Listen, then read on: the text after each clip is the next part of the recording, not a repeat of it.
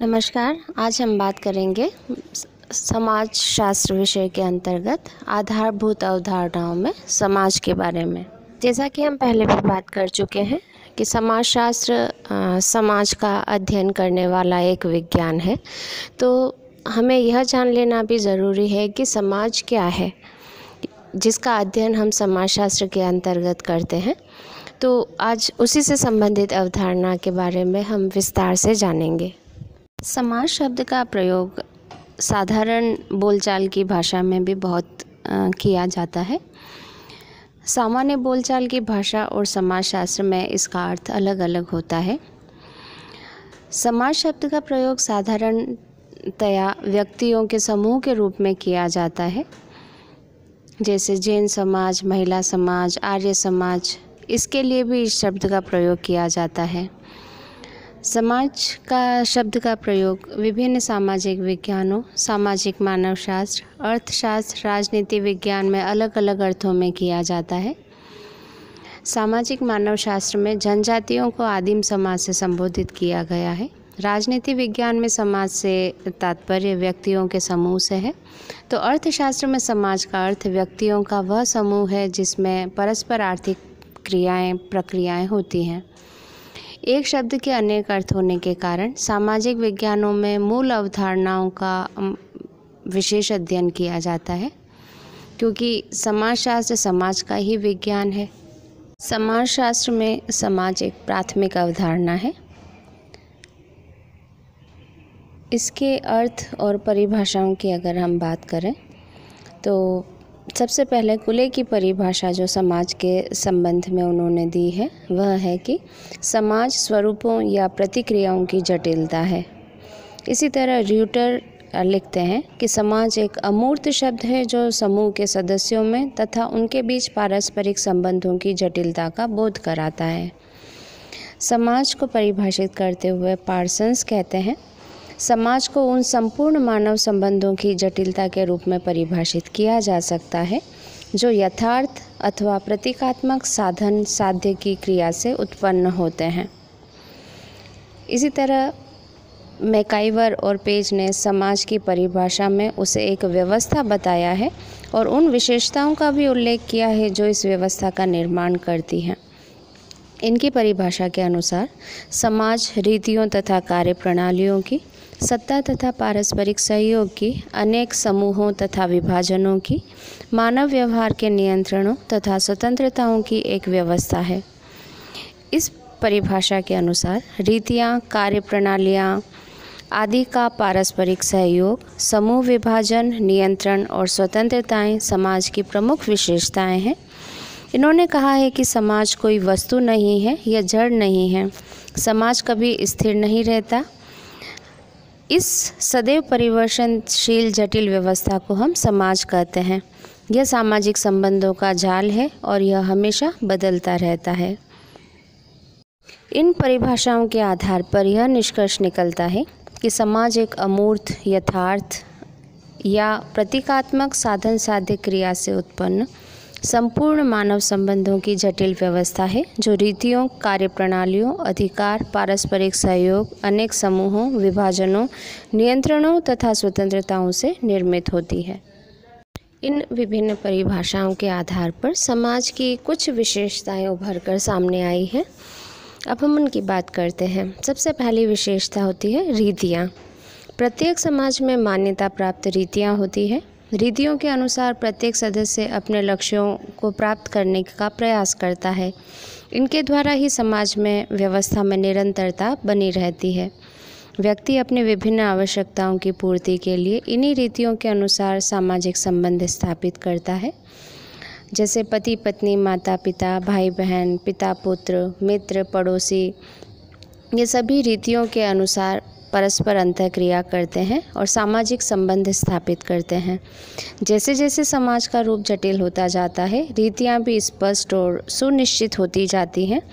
रीतियों का उल्लंघन करने पर दंड भी दिया जाता है। दूसरी विशेषता है कार्य प्रणालियाँ। मानव अपनी आवश्यकताओं की पूर्ति समाज के द्वारा निश्चित विधियों से करता है, जिसे समाजशास्त्री संस्थागत साधन कहते हैं। मैकाइवर और पेज ने इन्हीं को कार्य प्रणाली कहा है। समाज जटिल व्यवस्था है जिसमें मानव कार्य करने की प्रणालियों या कार्य प्रणालियों के अनुसार अन्य व्यक्तियों के साथ सामाजिक संबंध स्थापित करके अपनी आवश्यकताओं को पूरा करते हैं।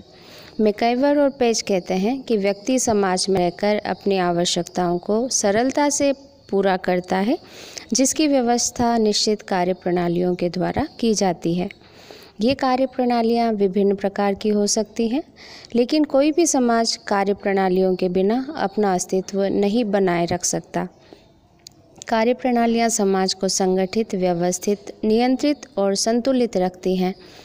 अगर समाज के सदस्य अपने मनमाने ढंग से उद्देश्यों की पूर्ति करेंगे तो समाज असंतुलित और अंत में विघटित होने की स्थिति में पहुंच जाएगा। समाज की तीसरी विशेषता है सत्ता। मैकाइवर और पेज ने कार्य प्रणालियों के बाद सत्ता को रखा है। उनका अर्थ है कि समाज के सदस्यों के द्वारा अगर कार्य प्रणालियों का उल्लंघन किया जाता है तो उन्हें रोकने तथा दंड देने के लिए सत्ता का होना आवश्यक है। सभी प्रकार के सामाजिक संगठनों में सत्ता होती है जो व्यक्तियों की क्रियाओं को नियंत्रित रखती है। परिवार में यह सत्ता परिवार के सबसे बड़े पुरुष के पास होती है। वार्ड में वार्ड पंच, ग्राम में ग्राम पंच, जाति में जाति पंच, पंचायत में सरपंच, जिले में जिलाधिकारी तथा भारत के स्तर पर राष्ट्रपति के पास सर्वोच्च सत्ता होती है। सत्ता सभी समाजों में होती है। सामाजिक व्यवस्था के लिए सत्ता का होना अत्यंत ही आवश्यक है। समाज की चौथी विशेषता है पारस्परिक सहायता। समाज सामाजिक संबंधों का जाल है। यह जाल तभी बनता है जब अनेक सदस्य परस्पर एक दूसरे की मदद करते हैं। व्यक्ति परस्पर आवश्यकताओं की पूर्ति के लिए एक दूसरे की सहायता करते हैं। अगर वे एक दूसरे की सहायता नहीं करेंगे तो अंतःक्रिया नहीं होगी, सामाजिक संबंध और सामाजिक व्यवहार स्थापित नहीं होंगे, समाज का निर्माण भी नहीं होगा। इसलिए समाज की मौलिक विशेषता पारस्परिक सहायता और सहयोग है। इसके बिना समाज का अस्तित्व मुश्किल में पड़ जाता है। सामाजिक समूह की एक और विशेषता समूह और विभाजन है। सामाजिक संरचनाओं में अनेक छोटे बड़े समूह होते हैं जिनको अनेक आधार पर देख सकते हैं। सामाजिक संरचना का विभाजन खंडों, श्रेणियों और वर्गों में किया जाता है। प्रत्येक वर्ग में अनेक समूह होते हैं। इनका सबसे छोटा आकार एकाकी परिवार है। अनेक एकाकी परिवार मिलकर परंपरागत संयुक्त परिवार बन जाते हैं। ऐसे कई संयुक्त परिवार मिलकर एक बड़ा समूह, वंश समूह, फिर गोत्र समूह, उपजाति तथा जाति के बड़े समूह के आकार बन जाते हैं। इनमें होने वाली परस्पर अंतःक्रिया और प्रक्रियाएं समाज का निर्माण करती है। इसलिए यह समूह और विभाजन की विशेषता समाज की महत्वपूर्ण विशेषता है। समाज की एक और विशेषता मानव व्यवहार का नियंत्रण है। समाज को व्यवस्थित बनाए रखने के लिए सामाजिक नियंत्रण अपनी महत्वपूर्ण भूमिका निभाता है।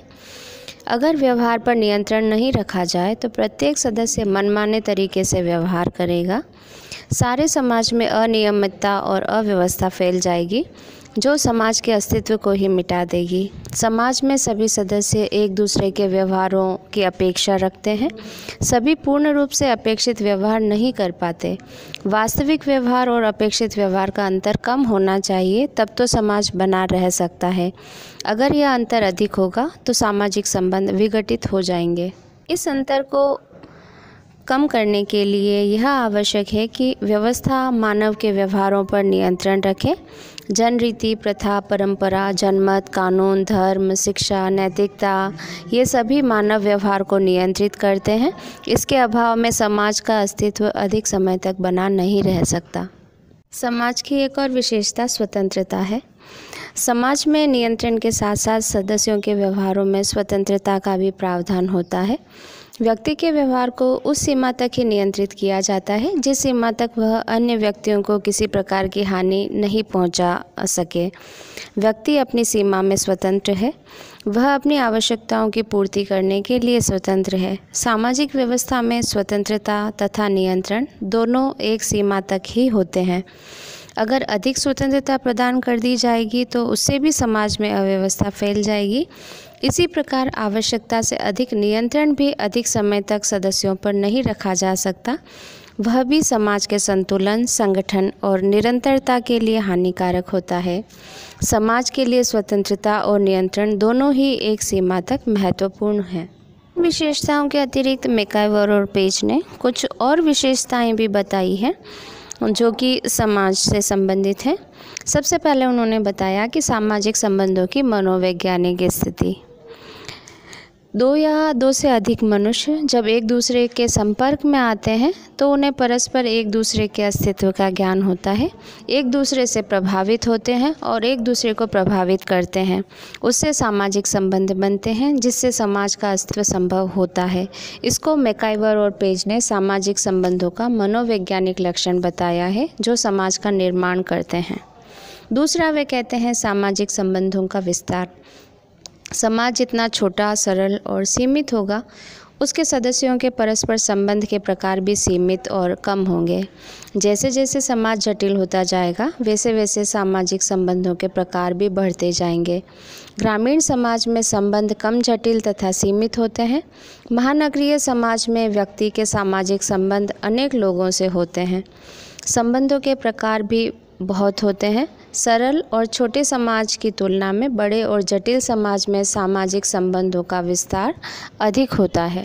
तीसरी विशेषता मैकाइवर और पेज बताते हैं कि समाज मनुष्य तक ही सीमित नहीं होता, यह अन्य जीवों में भी पाए जाते हैं, जैसे चींटी, मधुमक्खी, कीड़े मकोड़े, घोड़े, कुत्ते। इनमें भी सामाजिक संगठन मिलता है, लेकिन इनके पास संस्कृति नहीं होती। अन्य जीवों के समाजों के पास संस्कृति नहीं है। अन्य जीव जन्म से सामाजिक प्राणी है। मानव जन्म के बाद सामाजिकता को सीखता है। समाजशास्त्र केवल मानव समाज का अध्ययन करता है। एक और विशेषता है कि समाज में समानता और भेद दोनों ही समाहित होते हैं। जब मानव आवश्यकता की पूर्ति के लिए दूसरों के साथ अंतःक्रिया करता है तो उसका आधार परस्पर समानता और भिन्नता दोनों होता है। अनेक बातों में उनसे समानता होती है, जैसे उनके लक्ष्य समान हैं, लेकिन भिन्नता भी उनमें पाई जाती है, जैसे साधनों में भिन्नता का होना। शिक्षक और छात्र जैसे परस्पर क्रिया करते हैं, उनमें समानता और भिन्नता दोनों होती है। समानता इस आधार पर कि एक ज्ञान देता है, दूसरा ज्ञान लेता है।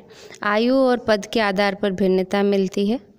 परिवार में भी अगर हम देखें तो पति पत्नी में भिन्नता लिंग भेद के आधार पर होता है, लेकिन समानता इस आधार पर है कि दोनों ही परिवार को बनाए रखना चाहते हैं। दोनों का लक्ष्य बच्चों का पालन पोषण करना है।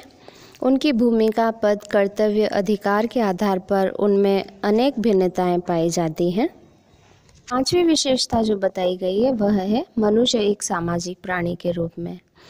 मैकाइवर और पेज बताते हैं कि मनुष्य अपनी सुरक्षा, सुविधा, पालन पोषण, शिक्षा, साज सज्जा, आवास और समाज द्वारा प्रदान की गई अनेक निश्चित सेवाओं के लिए समाज पर निर्भर रहता है। कोई भी व्यक्ति समाज के बिना नहीं रह सकता। व्यक्ति को जन्म से लेकर मृत्यु तक समाज की आवश्यकता होती है। मैकाइवर और पेज के द्वारा दी गई इन विशेषताओं के अलावा भी समाज की कुछ विशेषताएं हैं। जैसे सबसे पहली विशेषता अमूर्तता। राइट लिखते हैं कि समाज व्यक्तियों का समूह नहीं है, यह समूह के सदस्यों के बीच स्थापित संबंधों की एक व्यवस्था है। इस व्यवस्था का अनुभव कर सकते हैं। सामाजिक संबंधों का कोई आकार नहीं होता, इसलिए सभी ने कहा है कि समाज अमूर्त है। मैकाइवर और पेज ने भी समाज को सामाजिक संबंधों का परिवर्तनशील रूप कहा है। व्यक्तियों की पारस्परिक अनुभूति का यह परिणाम होता है। उन्होंने सामाजिक संबंधों की मनोवैज्ञानिक स्थिति भी कहा है। मानवीय व्यवस्था, सामाजिक संबंध, अंतःक्रिया और प्रक्रियाएं सभी अमूर्त होती हैं जो समाज का निर्माण करती है। ड्यूटर का भी कहना है कि समाज एक वस्तु नहीं है बल्कि संबंध स्थापित करने की एक प्रक्रिया है। इन सभी कथनों के आधार पर यही निष्कर्ष निकलता है कि समाज अमूर्त होता है। विशेषता है पारस्परिक जागरूकता। दो या अधिक व्यक्तियों में अंतःक्रिया के लिए यह आवश्यक है कि उनको एक दूसरे की परिस्थिति का पूरा ज्ञान होना चाहिए। दूसरे लोग भी उनकी परिस्थिति से अवगत होने चाहिए। लोग एक दूसरे की स्थिति तथा भूमिका से प्रत्यक्ष या अप्रत्यक्ष रूप से परिचित होने चाहिए। अगर उनमें एक दूसरे के प्रति जागरूकता नहीं होगी तो अंतःक्रिया भी नहीं हो सकती। यही अंतःक्रिया समाज का निर्माण करती हैं। जैसे परिवार में पिता, पुत्र, भाई, बहन आदि इसके उदाहरण हैं। जैसे पिता जानता है कि वह उसका पुत्र है, पुत्र भी जानता है कि वह उसका पिता है, दूसरे लोग भी जानते हैं कि वे पिता पुत्र हैं। यही जागरूकता और सामाजिक संबंधों की जटिल व्यवस्था समाज का निर्माण करती है। तीसरी विशेषता है सहयोग और संघर्ष। समाज सहयोग और संघर्ष से गुजरता है। लोग समाज में एक दूसरे का सहयोग करते हैं, अपनी आवश्यकताओं की पूर्ति करते हैं, एक दूसरे के प्रति हम की भावना रखते हैं। इसका अर्थ यह नहीं है कि लोग परस्पर एक दूसरे से संघर्ष नहीं करते। जो लोग खुशहाल हैं, जिनके पास सुख सुविधाएं हैं, उनसे वे लोग संघर्ष करते हैं जिनके पास इन सब का अभाव है। मार्क्स का सिद्धांत है कि समाजों का इतिहास वर्ग संघर्ष का इतिहास है।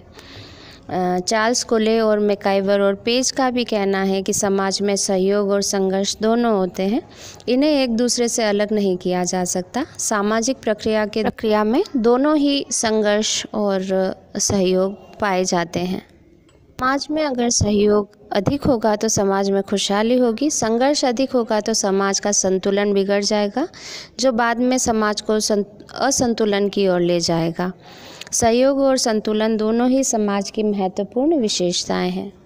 एक और विशेषता अन्योन्याश्रितता या अंतर्निर्भरता है, यानी एक दूसरे पर निर्भर रहना। समाज की संपूर्ण विशेषताओं में इसका एक विशेष महत्व है। समाज की उत्पत्ति और विकास, संतुलन और संगठन तथा निरंतरता और परिवर्तन, सभी में समाज के सदस्यों की अंतर्निर्भरता आवश्यक है या उस पर निर्भर करती है। समाज के संगठन की प्रकृति तथा अंतर्निर्भरता का सीधा संबंध होता है। व्यक्ति व्यक्ति पर, व्यक्ति समूह पर, समूह समाज पर तथा समाज समूह पर विभिन्न क्षेत्रों में परस्पर निर्भर रहते हैं। जैसे श्रम का विभाजन जितना कम होगा, समाज की जनसंख्या उतनी कम होगी। पारस्परिक संबंध जितने कम होंगे, भौगोलिक क्षेत्र जितना छोटा होगा, उस समाज के सदस्यों में पारस्परिकता निर्भरता उतनी ही कम होगी। यानी समाज का आकार जितना छोटा होगा, उस समाज के सदस्यों में अंतर्निर्भरता उतनी ही कम होगी। दूसरी ओर समाज की जनसंख्या जितनी अधिक होगी, सामाजिक संबंध जितने ज़्यादा होंगे, श्रम का विभाजन तथा विशेषीकरण जितना अधिक होगा, उस समाज के सदस्यों में अंतर्निर्भरता उतनी ही अधिक पाई जाएगी। समाज से संबंधित ही एक और अवधारणा है एक समाज। समाज शब्द का प्रयोग समाजशास्त्र में दो रूपों में किया जाता है, समाज तथा एक समाज। समाज क्या है यह हम अभी देख चुके हैं। अब हम बात करते हैं एक समाज के बारे में। जब समाज शब्द का प्रयोग व्यक्तियों के किसी समूह, संगठन, समिति के रूप में किया जाता है, तब उसका अर्थ समाजशास्त्र में किसी विशेष एक समाज से होता है। जैसे आदिम समाज, ब्रह्म समाज, जैन समाज। कुछ समाजशास्त्रियों ने इसकी परिभाषा भी दी है। जैसे मेंजर के अनुसार एक समाज व्यक्तियों का एक ऐसा समूह समझा जाता है जिसमें सामान्य क्रियाओं के कुछ प्रकारों में सचेतन भागीदारी होती है। र्यूटर के अनुसार एक समाज समाज से भिन्न एक ऐसा संगठन है जिसमें लोग अपना जीवन व्यतीत करते हैं। जिन्सबर्ग के अनुसार एक समाज व्यक्तियों का वह संग्रह है जो किन्हीं संबंधों अथवा व्यवहारों के तरीकों से संबंधित है, जो उनको दूसरों से पृथक करते हैं, जो उनके संबंधों में नहीं आते हैं या जो उनसे व्यवहार में भिन्न है। जिन्सबर्ग ने एक समाज को समाज से अलग बताया है। इनका कहना है कि एक समाज मूर्त है जो व्यक्तियों के संग्रह या समूह को संबोधित करता है और इनके व्यवहार अन्यों से अलग हैं। इन परिभाषाओं से एक समाज की कुछ विशेषताएं उभर कर सामने आती हैं। जैसे एक समाज व्यक्तियों का बड़ा समूह है। एक समाज मूर्त है क्योंकि यह व्यक्तियों के संगठन से बनता है। एक समाज का क्षेत्र सीमित होता है। एक समाज के सदस्यों के पारस्परिक संबंधों, व्यवहारों तथा क्रियाओं में समानता होती है और एक समाज के सदस्यों के उत्तरदायित्व सीमित होते हैं। समाज और एक समाज में अगर हम अंतर की बात करें तो सबसे पहला अंतर आता है सामाजिक संबंधों के रूप में। सामाजिक संबंधों के आधार पर समाज और एक समाज में मौलिक अंतर होता है। समाज सामाजिक संबंधों का जाल है। यह एक जटिल व्यवस्था है, जबकि एक समाज इसकी तुलना में व्यक्तियों का एक समूह मात्र है। दूसरा अंतर आता है मूर्तता के रूप में। सामाजिक संबंध अमूर्त होते हैं। समाज सामाजिक संबंधों का जाल है, इसलिए समाज अमूर्त है, उसे देखा नहीं जा सकता। जबकि एक समाज व्यक्तियों का समूह है, यह एक संगठन है और इसे देखा जा सकता है। व्यक्ति इसके सदस्य होते हैं, इसलिए एक समाज की प्रकृति मूर्त होती है। जटिलता के आधार पर यदि देखें तो समाज जटिल होता है, क्योंकि समाज सामाजिक संबंधों की व्यवस्था है जो हमेशा बदलती रहती है। और जबकि एक समाज सरल व्यवस्था है। समाज की तुलना में एक समाज का संगठन सरल होता है। भौगोलिक क्षेत्र के आधार पर यदि देखें तो समाज विस्तृत क्षेत्र में फैला होता है। इसका कोई निश्चित भौगोलिक क्षेत्र नहीं होता। एक समाज के व्यक्ति सदस्य होते हैं जो साधारणतया एक निश्चित भौगोलिक क्षेत्र में होते हैं। कभी कभी एक समाज की शर्त होती है जिसके अनुसार अन्य क्षेत्र के व्यक्ति उसके सदस्य नहीं बन सकते। उत्तरदायित्व के आधार पर यदि देखें तो समाज का क्षेत्र विस्तृत होने के कारण व्यक्तियों के उत्तरदायित्व भी असीमित होते हैं। जबकि एक समाज के व्यक्ति सदस्य होते हैं, इसलिए उनका एक समाज के प्रति निश्चित और सीमित लेकिन स्पष्ट उत्तरदायित्व होता है। समरूपता। समाज विभिन्न व्यक्तियों के व्यवहारों से बनता है, इसलिए समाज में व्यवहारों तथा मनोवृत्तियों में बहुत अधिक भिन्नता होती है।